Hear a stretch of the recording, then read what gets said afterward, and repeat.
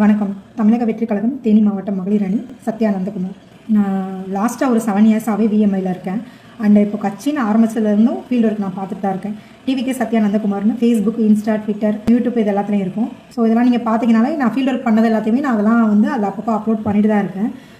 இப்போது ரீசெண்டாக பார்த்தீங்கன்னா தேனி மாவட்ட நிர்வாகிகள் எல்லாருமே என் மேலே கேஸ் இருக்குது. ஸோ ஆனந்த் சாரே சொல்லிட்டாங்க சத்யா மேலே கேஸ் இருக்குன்னு. ஆனால் அதனால சத்யாவுக்கு தேனி மாவட்ட மகளிர் அணியில் எந்த ஒரு அங்கீகாரமும் கொடுக்க வேணாம்னு சொல்லிட்டாங்க அப்படின்னு சொல்கிறாங்க. இது எதனாலன்னு பார்த்தீங்கன்னா தேனி மாவட்ட செயலாளர் லெஃப்ட் பாண்டி மற்றும் பிரகாஷ் இவங்க 2 பேரும் பார்த்தீங்கன்னா சொந்தக்காரவங்க தான். இவங்க 2 பேருக்கும் சொந்தக்கார பொண்ணு தான் அந்த அஜிதா தேவேந்திரன். ஸோ அவங்கள வச்சு நல்லாவே கேம் ப்ளே பண்ணுறாங்க. ஸோ அந்த பொண்ணு ஆனந்த் சார்கிட்ட போயிட்டு இந்த மாதிரி சத்யா மேலே 4 கேஸ் இருக்குது, அந்த பொண்ணுக்கு இதுக்கு தேனி மாவட்ட மகளிர் அணி பொறுப்பாளர் கொடுக்குறீங்க, நீங்கள் எனக்கே அந்த போஸ்டிங் கொடுங்க அப்படின்னு பேசியிருக்காங்க. ஸோ அதை வச்சு இப்போ தேனி மாவட்டம் ஃபுல்லாக என் மேலே 4 கேஸ் இருக்குன்னு சொல்கிறாங்க. பிரகாஷ் அண்ணா ஆஃபீஸில் உள்ள ஒரு 5 பேர் நிற்கிறாங்க, ஆஃபீஸ்க்கு வெளியே ஒரு 20 பேர் நிற்கிறாங்க.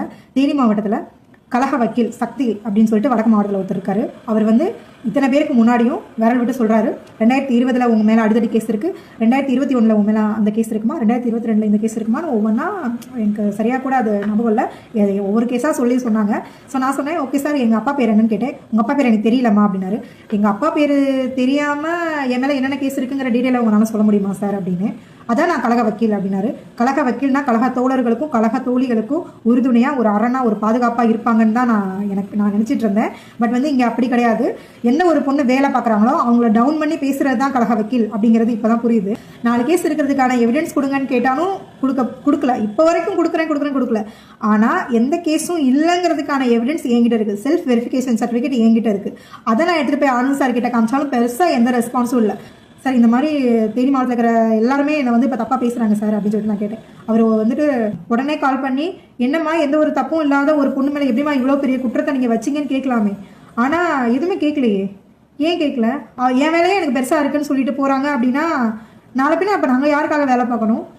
அப்போ வேலை பார்த்த இங்கே இருக்கிறவங்களுக்கு என்ன அங்கீகாரம்? அசிங்கப்படுத்துகிறாங்க. நான் எந்த இடத்துல போய் நியாயத்துக்காக நின்னாலும் உழைச்சவங்களும் அசிங்கப்படுத்துகிறாங்க. உழைச்சது தப்புங்கிறாங்க. எதுக்கு நீ இவ்வளோ வேலை பார்த்த? ஏன் ஆக்டிவாக இருந்த? ஏன் தலைமை வரைக்கும் தெரியுது ஒன்று? இதுதான் இப்போ கேள்வி. இப்போ இருக்கிற பிரச்சனை அதுதான். அட்மின் ஜெகதீஷ் ஆனால் என் பர்த்டேக்கு விஷ் பண்ணார், நீ நல்லா ஒர்க் பண்ணுற மாதிரி விஷ் பண்ணார். இப்போ அதுதான் பிரச்சனை. நாளை பின்ன நான் வேலை பார்க்குறது தளபதியை அங்கீகரிச்சாலே அது தப்பு தானா? அப்போ நாங்கள் யாருக்காக வேலை பார்க்குறோம்? அந்த தளபதிக்காக தான் நாங்கள் வேலை பார்க்குறோம். தளபதிங்கிற முகத்துக்காக தான் வேலை பார்க்குறோம். வேலை பார்த்தோம், வேலை பார்க்க விடலை. இப்போது லாஸ்ட்டாக பார்த்தீங்கன்னா 2 மந்த்ஸாகவே நான் எந்த வேலையும் பார்த்துருக்க மாட்டேன். அவர் என்னை தளபதி எழுதின கடிதத்தை கொடுக்கக்கூடாதுன்னு சொன்ன உடனே நான் உடஞ்சிட்டேன். அதுக்கப்புறம் என்னால் வேலை பார்க்க முடியல. அப்படின்னா தளபதி பெண்களுக்காகன்னு சொல்லிட்டு ஒரு அண்ணனாவும் அரணாவும் உங்களுக்கு இருப்பேன், நான் எப்போவுமே உங்கள் பின்னாடி இருப்பேன், நீங்கள் தைரியமாக இருங்கன்னு ஒரு கடிதம் எழுதியிருப்பார். அந்த கடிதம் எங்கள் தளபதி பெண்களாகிய எனக்கு ஒரு கடிதம் எழுதியிருந்தார். அது தமிழக வெற்றி கழகத்தை சேர்ந்த எல்லா பெண் நிர்வாகிகளும் எல்லா மாவட்டத்திலையும் போய் கொடுத்தாங்க. ஆனால் என்ன அதை கொடுக்க விடாமல் பண்ணிட்டாங்க.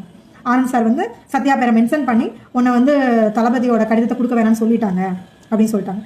இப்போ இன்னைக்கு என்ன பேசப்படுறாங்கன்னா, ஆனந்த் சார் சொல்றாரு, நாங்கள் கொடுத்த ஒரு வேலையை ஏன் நீ கரெக்டாக பார்க்கல, தளபதி நாளைக்கு என்னையே தான் கேள்வி கேட்பாருன்னு அழகாவே கேம் ப்ளே பண்ணுறாங்க. எல்லாருமே குடும்ப சூழ்நிலை ஒன்று இருக்கும். அதெல்லாம் தாண்டி இவ்வளோ ஃபீல்ட் ஒர்க் பண்ணுறோம், இத்தனை பொண்ணுங்களை வச்சு இவ்வளோ ஃபீல்ட் ஒர்க் பண்ணுறோம். இன்னைக்கு எனக்கு கீழேயும் ஒரு 700-800 மகளிர் இருக்காங்க அப்படின்னா அதுக்கு காரணம் தளபதி நல்லது பண்ணுவாருங்கிற நம்பிக்கை தான். தளபதி பெண்களுக்கு முன்னுரிமை கொடுக்குறாங்கிற நம்பிக்கை மட்டும்தான். ஆனால் அந்த நம்பிக்கை இன்னைக்கு சுக்குநூறாக உடச்சிட்டாங்க. இப்போ என் கூட இருக்கிற எல்லாருமே பேசுறது என்னன்னா, இவ்வளோ வேலை பார்த்த சத்யா மேலேயே இல்லாத கேஸை சொல்கிறாங்களே, நாளை பின்ன நம்ம போய் வேலை பார்த்தோம்னா நம்ம என்னென்ன சொல்ல மாட்டாங்க அப்படின்னு சொல்லிட்டு எல்லாருமே இப்போ பேக் வாங்க ஆரம்பிச்சிட்டாங்க. தேனி மாவட்ட லெஃப்ட் பாண்டி நான் சொல்லியிருப்பாரு, அவர் போஸ்டிங் வாங்கும்போது சொல்லியிருப்பாரு, விவசாய கடனை அடைச்சது நாங்கள் தான் அப்படின்னு சொல்லியிருப்பாரு. ஆனால் அந்த விவசாய கடனை அடைச்சதுல என் ஹஸ்பண்டோட பங்கு இருந்துச்சு, அதுக்கு இன்னும் 2-3 பேரோட பங்கு இருக்கு. அது எத்தனை இடத்துல மென்ஷன் பண்றாங்கன்னு தெரியல. எந்த ஒரு விஷயம் பண்ணாலும் அது நானே பண்றேன்னு சொல்றதா இருக்கட்டும். அதே மாதிரி வயநாடு கேரளா பிரச்சனையில என்னோட பங்கு இருந்துச்சு, அதே எங்கேயும் மென்ஷன் ஆகலை. அதே மாதிரி நான் மட்டும் இல்லை, எல்லா அணிகளில் இருந்தும் எல்லா கிளை நிர்வாகிகளும், நகரம், கிளை, ஒன்றியம், மாவட்டம்னு எல்லா நிர்வாகிகளும் எல்லாத்துக்கும் உதவி பண்ணியிருக்காங்க. ஆனால் யாரோட பேரும் தனிப்பட்டு எங்கேயும் மென்ஷன் ஆனதில்லை. மென்ஷன் ஆகிதான் எல்லாரும் கண்டிப்பாக எல்லாரும் உற்சாகத்தோட வேலை பார்த்துருப்பாங்க. அண்ட் அதே மாதிரி நான் தேனி மாவட்டத்தில் கோலப்போட்டி பண்ணியிருப்பேன். அந்த கோலப்போட்டியில் நல்ல ரெஸ்பான்ஸ். எல்லாருமே பார்த்தீங்கன்னா தமிழக வெற்றி கழகத்தோட கூடிய ஒவ்வொரு வீட்டு வாசல்லையும் வரைஞ்சிருப்பாங்க. அண்ட் அதே மாதிரி நம்ம தளபதியவே அவ்வளோ தத்ரூபமாக வரைஞ்சிருப்பாங்க. ஸோ அந்த கோலப்போட்டி நடந்துட்டு இருக்கும்போது லெஃப்ட் பாண்டியை நான் கால் பண்ணி சொல்கிறார், இந்த கோலப்போட்டியை நான் சொல்லி தான் நீ பண்ணேன்னு சொல்லு அப்படிங்கிறாங்க. ஒரு பொண்ணோட உழைப்பை திருட்டுறதெல்லாம் போஸ்டிங்கிறது ஒரு அங்கீகாரம் தான். அது யாரையும் தரக்குறைவாக பேசி இன்னொருத்தவங்க மேலே வரணுங்கிறது கிடையாது. அந்த சொந்தக்காரவங்களுக்கும் அந்த ஒரே ஜாதிக்காரவங்களுக்கும் மட்டும்தான் இங்கே அங்கீகாரம் கொடுக்குறாங்க. உழைக்கிற யாருக்குமே வந்துட்டு எந்த ஒரு முன்னுரிமையும் இங்கே கிடையாது. தளபதிக்கு கண்டிப்பாக இந்த விஷயம் தெரியவே தெரியாது, துளி அளவும் தெரியாது. அவங்களுக்கு அங்கீகாரம் வேணுங்கிறதுக்காக என்ன கஷ்டப்படுத்தி காயப்படுத்தி என்னை தப்பாக சித்தரிக்கிறாங்க, என்னை ரொம்பவே தப்பாக பேசுகிறாங்க. இன்னைக்கு பதவி வேணுங்கிறதுக்காக ஒருத்தவங்கள தப்பாக பேசி உள்ள போகிறாங்கன்னா நாளைக்கு பதவியை தக்க வச்சுக்கிறதுக்காக என்ன வேணா பண்ணுவாங்க. இவங்களாம் மக்கள் சேவை பண்ணுவாங்களாங்கிற நம்பிக்கை எனக்கு சுத்தமாக இல்லை. அது மாதிரி மாவட்ட செயலாளர்கள் எல்லாருமே வந்து அவங்களோட சொந்தக்காரங்கிற தைரியம் மட்டும்தான் அப்படிங்கிறத நான் அடித்து ஆணித்தனமாக நான் சொல்லுவேன்.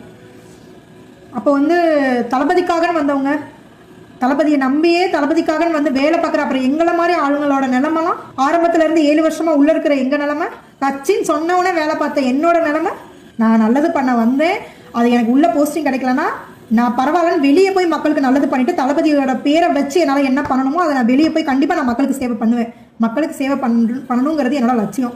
அது தளபதியோட வழியில் போய் சேவை பண்ணுறது என்னோட கனவு. அதை நான் வந்து தமிழக வெற்றி கழகத்தில் இருந்தால் மட்டும்தான் பண்ணணும்னு கிடையாது. நான் வெளியில் போய் தளபதி விஜய் மக்கள் இயக்கங்கிற பேரில் கூட நான் நல்லது பண்ணலாம், நான் பண்ணுவேன்.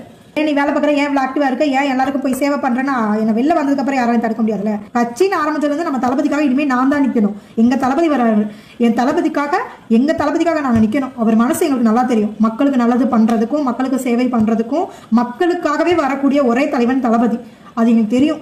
இப்போ இதை நான் பேசுறது வந்து தளபதி கிட்ட மட்டும்தான் நான் கொண்டு போகணும்னு பேசுகிறேன். இதை வந்து யாருமே தளபதியை தரம் தாழ்த்தி யாரும் எடுத்துக்காதீங்க. இது வந்து கண்டிப்பாக நான் தளபதிக்கு வைக்கிற ஒரு கோரிக்கை, ஒரு ரெக்வெஸ்ட். அவரை தான் உள்ள இவ்வளோ விஷயம் நடக்குது, தளபதிக்கு காதுக்கு போகாது, தளபதிக்கு தெரியாதுங்கிற தைரியத்தில் தான் இந்த எல்லா விஷயமும் பண்ணிட்டு இருக்காங்க. நான் போஸ்டிங் வேணும்னு நினச்சேன்னா இந்த விஷயத்தை நான் வெளில கொண்டு வரவே மாட்டேன். எனக்கு போஸ்டிங் கிடைச்சா போதும். ஆனந்த் சார் அப்படி தான் சொன்னார். என்னம்மா நான் போஸ்டிங் கொடுக்குறேன் அப்படிங்கிற மாதிரி பேசுகிறாங்க. போஸ்டிங் கொடுத்ததுக்கப்புறம் என் பேர் சரியாகிடும்னு நினைக்கிறீங்களா?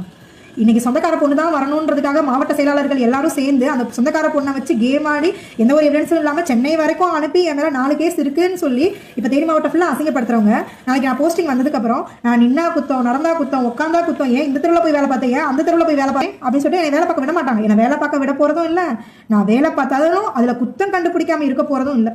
ஸோ அதனால எனக்கு இந்த போஸ்டிங்கும் தேவையும் இல்லை.